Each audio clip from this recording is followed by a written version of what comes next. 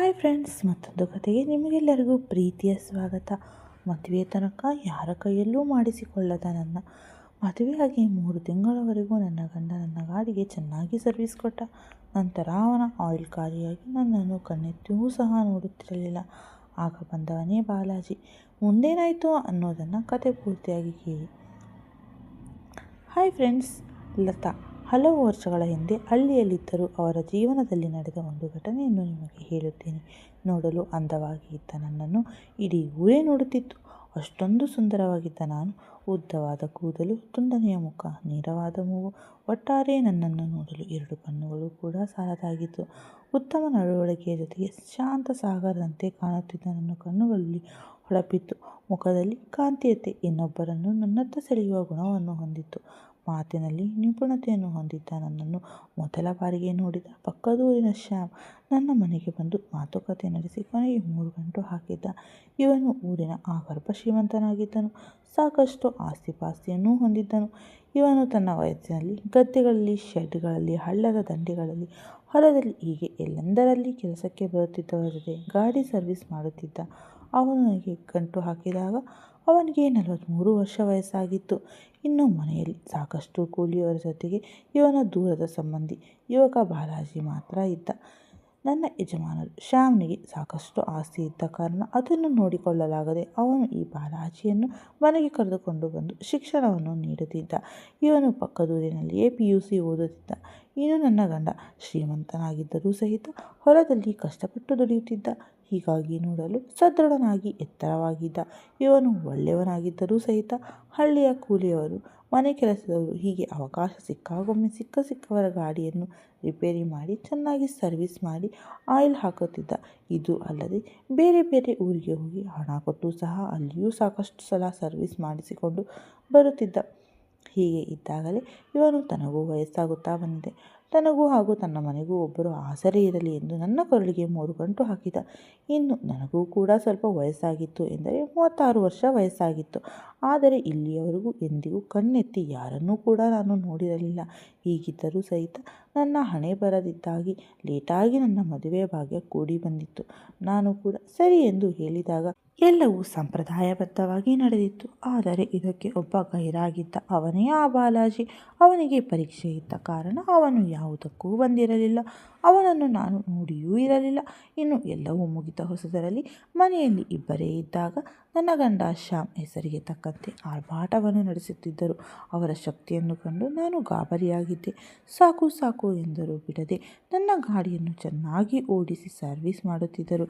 ಕಡಿಮೆ ಎಂದರೂ ದಿನಕ್ಕೆ 1-2 ಬಾರಿಯಾದರೂ ಚೆನ್ನಾಗಿ ಗಾಡಿ ಓಡಿಸುತ್ತಿದ್ದರು. ಆದರೆ ಬರುತ್ತಾ 3 ತಿಂಗಳಿಗೆ ಅವನಿಗೆ ಏಕೋ ಬೇಸರವಾಗತೊಡಗಿತ್ತು. ಅವನು ನನ್ನನ್ನು ತಿರುಗಿಯೂ ನೋಡುತ್ತಿರಲಿಲ್ಲ. ಒಮ್ಮೊಮ್ಮೆ ಅವರಾಗಿಯೇ ಮೇಲೆ ಬಂದು ಗಾಡಿ ಓಡಿಸಿದರೂ ಬೇಗನೆ ಆಯಿಲ್ ಖಾಲಿಯಾಗುತ್ತಿತ್ತು. ಅವರಿಗೆ ಜಾಸ್ತಿ ವಯಸ್ಸಾಗಿದ್ದರಿಂದ ಬೇಗನೆ ಸುಸ್ತಾಗಿ ಬಿಡುತ್ತಿದ್ದರು. ಯಾಕೆಂದರೆ ಈ ಹಿಂದೆ ಎಲ್ಲೆಂದರಲ್ಲಿ ಸಾಕಷ್ಟು ಗಾಡಿ ಓಡಿಸಿ ಸರ್ವಿಸ್ ಮಾಡಿದ್ದ ಇವರಿಗೆ ಬೇಗನೆ ಸುಸ್ತಾಗಿ ಬಿಡುತ್ತಿತ್ತು. ಹೀಗಾಗಿ ಅವನು ಇವಾಗ ನನ್ನಿಂದ ದೂರವೇ ಇದ್ದರು. ಇನ್ನು ಇವರು ಸರಿಯಾಗಿ ಗಾಡಿಯನ್ನು ಸರ್ವಿಸ್ ಮಾಡದ ಕಾರಣ ಸುಮಾರು 2 ವರ್ಷದಿಂದ ನಾನೇ ಏನಾದರೂ ಮಾಡಿ ಆಗಾಗ ಕೈಯಿಂದ ಸರ್ವಿಸ್ ಮಾಡಿಕೊಂಡರೂ ಸರಿಯಾಗಿ ಸಮಾಧಾನ ಎನಿಸುತ್ತಿರಲಿಲ್ಲ. ಬೇರೆಯವರು ಮಾಡಿದರೆ ಚೆನ್ನಾಗಿ ಸರ್ವಿಸ್ ಆಗುತ್ತದೆ, ಹಾಗಾಗಿ ಅದು ಕೆಟ್ಟು ನಿಂತಂತೆ ಆಗಿತ್ತು. ಇದಕ್ಕೆ ಸರಿಯಾಗಿ ಸರ್ವಿಸ್ ಮಾಡುವ ಒಬ್ಬನು ಬೇಕಾಗಿದ್ದ. ಹೀಗೆ ಇದ್ದಾಗಲೇ ನನ್ನ ಶಿಕ್ಷಣ ಮುಗಿಸಿ ಮನೆಗೆ ಕಾಲಿಟ್ಟವನು ಬಾಲಾಜಿ. ಅವನನ್ನು ಮೊದಲ ದಿನ ಕಂಡ ದಿನವೇ ನಾನು ಗಾಬರಿಯಾಗಿದ್ದೆ. ಹಳ್ಳಿಯ ಮನುಷ್ಯನಾಗಿದ್ದರೂ ಸಿಟಿಯಲ್ಲಿ ಚೆನ್ನಾಗಿ ವ್ಯಾಯಾಮ ಮಾಡಿ ಶಕ್ತಿವಂತನಂತೆ ಕಾಣುತ್ತಿದ್ದನು. ಅವನನ್ನು ನೋಡಿ ನನಗೆ ಆಶ್ಚರ್ಯವಾಗಿತ್ತು. ಇವನು ಬಾಲಾಜಿ ಸಿಟಿಯಲ್ಲಿದ್ದಾಗ ಗೆಳೆಯರ ಜೊತೆ ಸುತ್ತಾಟ, ಪ್ರವಾಸ ಅಂತೆಲ್ಲ ಹೋಗುತ್ತಿದ್ದ. ಅಲ್ಲದೆ ಕಾಲೇಜಿನಲ್ಲಿ 1-2 ಬಾರಿ ಸರ್ವಿಸ್ ಕೂಡ ಮಾಡಿದ್ದ.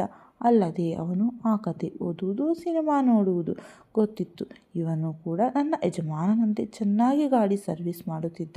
ಇನ್ನು ಅವನು ಮನೆಗೆ ಬಂದ ಹೊಸದರಲ್ಲಿ ನನಗೂ ಅವನಿಗೂ ಮಾತುಕತೆ ಕಡಿಮೆ ಇತ್ತು. ಆದರೆ ದಿನ ಕಳೆದಂತೆ ನಮ್ಮ ನಡುವೆ ಮಾತುಕತೆಯಾಗಿ ಸ್ವಲ್ಪ ಸ್ನೇಹವೂ ಬೆಳೆದಿತ್ತು. ಕೇವಲ ಒಂದು ವಾರದಲ್ಲಿ ಇಬ್ಬರು ತುಂಬ ಸಲಿಗೆಯಾಗಿ ಮಾತನಾಡುತ್ತಿದ್ದೆವು. ಇನ್ನು ಅವನು ಮನೆಯಲ್ಲಿ ನನಗೆ ಅಡುಗೆ ಕೆಲಸ, ಮನೆ ಕೆಲಸ ಹೀಗೆ ಬೇರೆ ಬೇರೆ ಕೆಲಸದಲ್ಲಿ ಸಾಕಷ್ಟು ಸಹಾಯ ಮಾಡುತ್ತಿದ್ದ.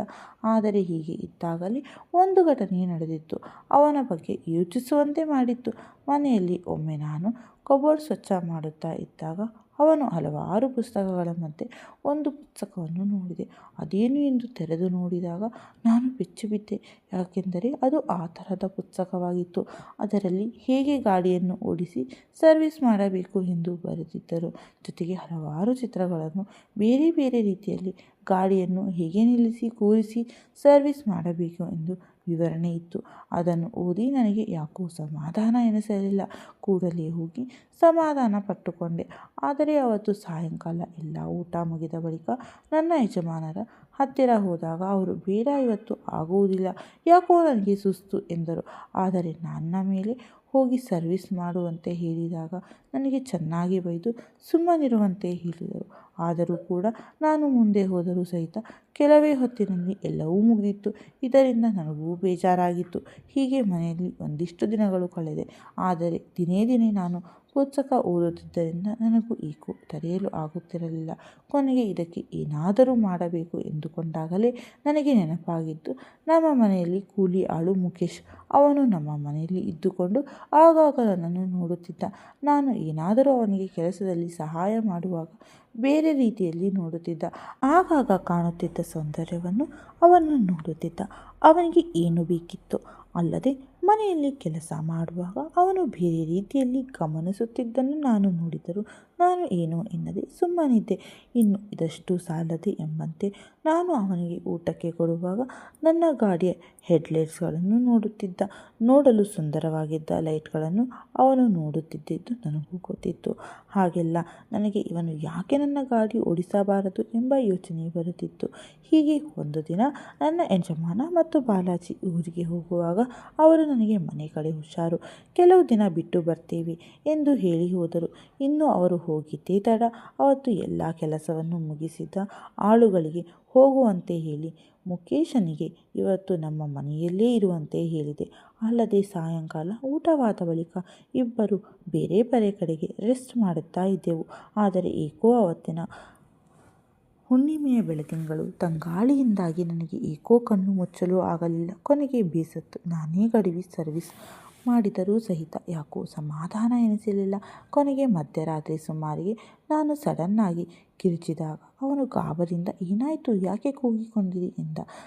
ನನಗೆ ಭಯವಾಗುತ್ತಿದೆ, ಇಲ್ಲೇ ಇರು ಎಂದಾಗ ಅವನು ಅಲ್ಲೇ ಕೆಳಗೆ ಬಿದ್ದ. ಅವನಿಗೂ ಏಕೋ ಕಣ್ಣು ಮುಚ್ಚಲು ಎನಿಸಲಿಲ್ಲ. ಹೊರಳಾಡುತ್ತಲೇ ಇದ್ದ. ಕೊನೆಗೆ ನನಗೆ ತಲೆ ಕೆಟ್ಟಂತಾಗಿ ಅವನಿಗೆ ಕರೆದು ಅವನಿಗೆ ತೋರಿಸಿ ನೀನು ಇನ್ನು ಮುಂದೆ ಈ ಗಾಡಿಯನ್ನು ಓಡಿಸು ಎಂದಾಗ ಅವನು ಗಾಬರಿಯಿಂದ ಬೇಡ, ಆಗುವುದಿಲ್ಲ ಎಂದ. ಆಗ ನನಗೆಲ್ಲ ಗೊತ್ತು, ನೀನು ಈ ಮನೆಯಲ್ಲಿ ಏನು ಮಾಡುತ್ತೀಯ, ಏನು ನೋಡುತ್ತೀಯ ಎಲ್ಲ ಗೊತ್ತು. ಇವಾಗ ಸಿಕ್ಕಿರುವ ಅವಕಾಶ ಹಾಳು ಮಾಡಿಕೊಳ್ಳಬೇಡ. ಸುಮ್ಮನೆ ಗಾಡಿ ಓಡಿಸು, ಸರ್ವಿಸ್ ಮಾಡು. 1 ವರ್ಷದಿಂದ ಗಾಡಿ ಓಡಿಸಿಲ್ಲ, ಇದಕ್ಕೆ ಸರ್ವಿಸ್ ಕೂಡ ಆಗಿಲ್ಲ. ನೀನು ಆಗಾಗ ಮನೆಯಲ್ಲಿ ಹೆಡ್ಲೈಟ್ ನೋಡುತ್ತಿದ್ದುದು ನನಗೆ ಎಲ್ಲ ಗೊತ್ತು ಎಂದಾಗ ಅವನು ಸರಿ ಅಂತ ಹೇಳಿದ. ಇನ್ನು ಗಾಡಿ ಇಂಜಿನ್ ಬಿಗಿಯಾಗಿದ್ದನ್ನು ಕಂಡು ಅವನು ಇಷ್ಟೊಂದು ಬಿಗಿಯಾಗಿದೆ, ಮೊದಲು ಇದಕ್ಕೆ ಚೆನ್ನಾಗಿ ಸರ್ವಿಸ್ ಮಾಡಬೇಕು ಎಂದು ಹೇಳಿದಾಗ ನಾನು ಸರಿ ಅಂತ ಹೇಳಿದೆ. ಅವನು ಅವತ್ತು ಅಲ್ಲಿಯೇ ಚೆನ್ನಾಗಿ ಗಾಡಿಯನ್ನು ಓಡಿಸಿ ಸರ್ವಿಸ್ ಮಾಡಿಬಿಟ್ಟ. ಅವನ ಉಪಾಯ ಕಂಡು ನಾನು ಗಾಬರಿಯಾಗಿದ್ದೆ. ಅವನ ರೀತಿಯಲ್ಲಿ ಯಾರೂ ಗಾಡಿ ಸರ್ವಿಸ್ ಮಾಡಿರಲಿಲ್ಲ. ಇದಾದ ಮೇಲೆ ಅವನು ಆಗಾಗ ನನ್ನ ಗಾಡಿಯನ್ನು ಓಡಿಸುತ್ತಿದ್ದ. ಹೀಗೆ ಒಂದು ದಿನ ಅವನು ಗಾಡಿ ಓಡಿಸಬೇಕಾದರೆ ಬಾಲಾಜಿ ಅದನ್ನು ನೋಡಿಬಿಟ್ಟ. ಅಲ್ಲಿಂದ ಮುಂದೆ ಏನೇನೋ ನಡೆದು ಹೋಯಿತು. ಜೀವನ ಕೊನೆಯಾಗಿತ್ತು. ಹಾಗಾಗಿ ಏನೋ ಮಾಡಲು ಹೋಗಿ ಏನೋ ಆಗಿ ಹೋಗಿ ಜೀವನ ಹಾಳು ಮಾಡಿಕೊಂಡರು. ನಮಗೆ ಗೊತ್ತಾಗಿದ್ದೆ. ಹಾಗಾಗಿ ಈ ಕಥೆ ಸಂಪೂರ್ಣವಾಗಿ ಕಾಲ್ಪನಿಕ. ಮೂಲತಃ ಇಂತಹ ಘಟನೆಗಳು ನಿಜ ಜೀವನದಲ್ಲಿ ನಡೆಯುವುದು ಅಸಾಧ್ಯ. ಆದ್ದರಿಂದ ಇವುಗಳನ್ನು ನಾವು ಕೆಲವು ಕಥೆಯಾಗಿ ಮಾತ್ರ ನೋಡಿ ನಿಜ ಜೀವನದಲ್ಲಿ ಇಂತಹ ಘಟನೆಗಳಿಂದ ದೂರ ಇರಬೇಕು. ಇಂತಹ ಕಥೆಗಳ ಮೂಲಕ ನಾವು ಒಳ್ಳೆಯ ಪಾಠವನ್ನು ಕಲಿಯಬೇಕು. ಧನ್ಯವಾದಗಳು ವೀಕ್ಷಕರೇ.